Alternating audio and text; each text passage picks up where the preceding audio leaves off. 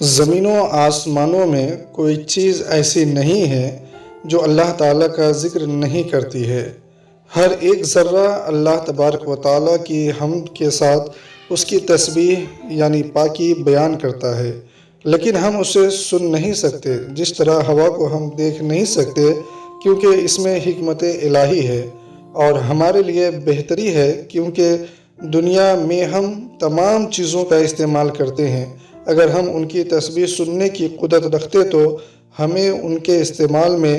دشواری درپیش آتی، اور ہر چیز کے استعمال کی مختلف صورتیں ہوتی ہیں۔ جیسے پانی کا استعمال ہم کھانے پینے اور طہارت یعنی پاکی کے علاوہ غلاظتوں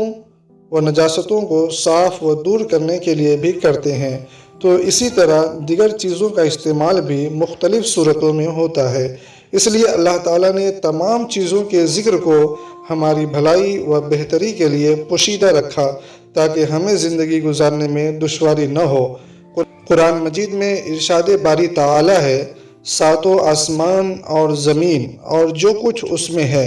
سب اللہ تعالیٰ کی تسبیح کرتے ہیں۔ قیامت میں کوئی چیز ایسی نہیں جو اس کی حمد کے ساتھ تسبیح نہ کرتی ہو، لیکن تم اس کی تسبیح کو سمجھ نہیں سکتے۔ اللہ تعالیٰ کی مخلوق میں سب سے افضل ترین مخلوق انسان ہے، اور تمام انسانوں میں سب سے افضل مسلمان ہے، اور مسلمانوں میں سب سے افضل وہ ہے جو سب سے زیادہ کثرت سے اپنے رب کا ذکر بلند کرتے ہیں، اور ان کے دل اللہ تعالیٰ کے ذکر سے منور و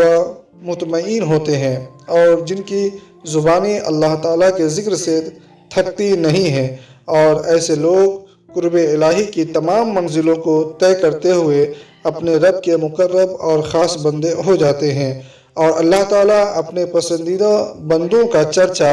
آسمانوں میں اپنے فرشتوں کے سامنے کرتا ہے، اور جو لوگ اپنے رب کا ذکر کثرت سے کرتے ہیں وہ اللہ تعالیٰ کی امان میں رہتے ہیں اور انہی کے دل چین پاتے ہیں۔ قرآن مجید میں اللہ تعالیٰ ارشاد فرماتا ہے، تم میری یاد کرو، میں تمہارا چرچا کروں گا، اور میرا حق مانو اور میرا ناشکر نہ کرو۔ ارشاد باری تعالیٰ ہے، وہ جو ایمان لائے ان کے دل اللہ کی یاد میں چین پاتے ہیں۔ سن لو، اللہ کی یاد میں ہی دلوں کا چین ہے۔ اللہ تعالیٰ کے ذکر کو مقابلے دنیا کی تمام نعمتیں حقیر ہیں، کیونکہ جو نعمتیں ہمیں میسر ہوئی ہیں ان کا عطا کرنے والا رب العالمین ہے، اور یہ نعمتیں ہم سے ایک دن جدا ہو جائیں گے، لیکن اللہ تعالیٰ کے ذکر کا اجر و ثواب قیامت تک ہمارا ساتھی اور مددگار ہوگا۔ اللہ تعالیٰ کی رحمت اور ہماری بخشش کا سبب بنے گا، اور اللہ تعالیٰ کا ذکر اس کی خوشنودی حاصل کرنے کا بہترین ذریعہ ہے۔ حدیث پاک میں ہے کہ اللہ تعالیٰ ارشاد فرماتا ہے کہ میں اپنے بندوں کے ساتھ ہوتا ہوں جب وہ میرا ذکر کرتا ہے۔ جب کچھ لوگ مل کر اللہ تعالیٰ کے ذکر کے لیے مجلس منعقد کرتے ہیں تو وہ مجلس جنت کا باغ ہوتی ہے، کیونکہ وہاں ذکر الہی بلند کیا جاتا ہے، اور اس مجلس میں بہت سے فرشتے جمع ہوتے ہیں، اور اس مجلس کو فرشتے اپنے پروں سے ڈھانپ لیتے ہیں اور ذکر الہی سننے میں مشغول ہو جاتے ہیں۔ اس مجلس پر اللہ تعالیٰ کی رحمتوں کا نزول ہوتا ہے، حتیٰ کہ مجلس اٹھنے سے پہلے اللہ تعالیٰ ان تمام لوگوں کو بخش دیتا ہے جو اس مجلس میں شرکت کرتے ہیں۔ نبی اکرم صلی اللہ تعالیٰ علیہ وسلم نے فرمایا، مجلس ذکر جنت کے باغات ہیں۔ سرور کونین صلی اللہ تعالیٰ علیہ وسلم کا ارشاد گرامی ہے، جب کچھ لوگ اللہ تعالیٰ کے ذکر کے لیے بیٹھتے ہیں تو فرشتے ان کو ڈھانپ لیتے ہیں اور ان پر رحمتوں کا نزول ہوتا ہے، اور اللہ تعالیٰ فرشتوں کی مجلس میں ان کا ذکر کرتا ہے۔ اللہ تعالیٰ نے انسان کو دنیا میں بے شمار نعمتوں سے نوازا ہے جن کا شمار کرنا ناممکن ہے۔ اس کے باوجود بھی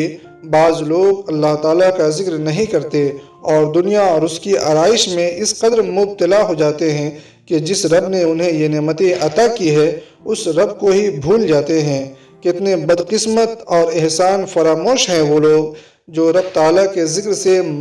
غافل رہتے ہیں، اور یہی لوگ اللہ تعالیٰ کی ناراضگی اور غضب کا شکار ہوتے ہیں۔ قرآن مجید میں ارشاد باری تعالیٰ ہے، اور ان لوگوں کی طرح نہ ہو جاؤ جو اللہ کو بھلا بیٹھے ہیں، تو اللہ تعالیٰ نے انہیں بلا میں ڈالا کہ اپنی جانیں یاد نہ رہی، وہی لوگ فاسق ہیں۔ ارشاد خداوندی ہے، اور کیا انہوں نے نہ دیکھا جو چیز اللہ تعالیٰ نے بنائی ہے، اس کی پرچھائیاں داہنے بائیں اللہ کی طرف جھکتی اور سجدہ کرتی ہیں۔ کسی شخص کو اگر پوری دنیا کی دولت اور حکومت دے دی جائے تب بھی اس کا دل راحت و سکون اور چین نہیں پا سکتا جب تک کہ وہ اپنے دل کو اللہ و رسول کی محبت سے منور نہ کر لے اور ذکر الہی کی کثرت سے معطر نہ کر لے۔ اور بندہ جب اللہ تعالیٰ کے ذکر سے منہ پھیرتا ہے تو اللہ تعالیٰ بھی اس بندے سے اپنا رخ پھیر لیتا ہے، اور اللہ تعالیٰ اس بندے کے درمیان تعلقات منقطع کر دیتا ہے، اور اللہ تعالیٰ اس بندے کو شیطان کا ساتھی بنا دیتا ہے اور اس کی زندگی تنگ دست کر دیتا ہے، اور اس پر بلائیں نازل ہوتی ہے، اور آخرت میں وہ بدکاروں کے ساتھ اٹھایا جائے گا، اس پر کئی طرح کے عذاب مسلط کیے جائیں گے۔ قرآن مجید میں اللہ تعالیٰ ارشاد فرماتا ہے، اور جو شخص رحمان کے ذکر سے منہ پھیرے ہم اس کے لیے ایک شیطان مقرر کر دیتے ہیں جو اس کا ساتھی ہوتا ہے۔ ارشاد باری تعالیٰ ہے، اور جس نے میری یاد سے منہ پھیرا اس کے لیے تنگ زندگی ہے، اور قیامت کے دن ہم اسے اندھا اٹھائیں گے۔ ارشاد باری تعالیٰ ہے، پس ان لوگوں سے منہ پھیر لے جو ہمارے ذکر سے منہ پھیرتے ہیں۔ اللہ و رسول کی نافرمانی کرنے والے اللہ تعالیٰ کے عذاب کو چیلنج کر رہے ہیں، اور ان کے دلوں میں اس کے عذاب سے بے فکری اور بے خوفی ہے، اور وہی لوگ اس کے ذکر سے غافل اور بے پرواہ ہوتے ہیں، ایسے لوگ دوزخ کے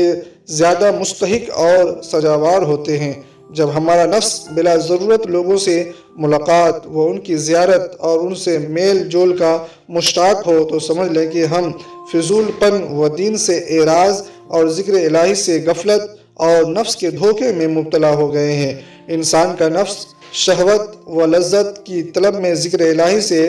غافل ہو جاتا ہے، اور اس پر شیطان کا وسوسہ ہو ہمیں بہکانے اور گمراہ کرنے کے منصوبے بناتا رہتا ہے۔ ایسے نفس اور شیطان سے صلح یا رحم کی امید ہرگز نہیں کی جا سکتی، بلکہ وہ ہر وقت ہمیں ہلاک کرنے کی کوشش میں لگا رہتا ہے۔ اس لیے ہمیں چاہیے کہ ایسے دشمن سے بے خوف یا غافل رہنا بہت بڑی غلطی و حماقت ہے جو ہماری ہلاکت کی وجہ ہو سکتی ہے۔ اس لیے اس نفس کے دھوکے اور فریب اور اس کی مکاریوں سے ہمیں بچنا